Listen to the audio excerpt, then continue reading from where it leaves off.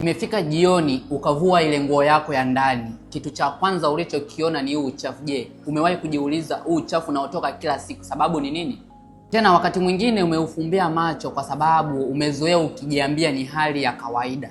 Wakati mwingine uchafu huu ukeni unasaidia mwanamke kusafisha uke vizuri, unasaidia uke kuwa na unyevu. Lakini uchafu huu ukagundua umebadilika ghafla, una harufu mbaya, rangi ya kijani, nyeusi.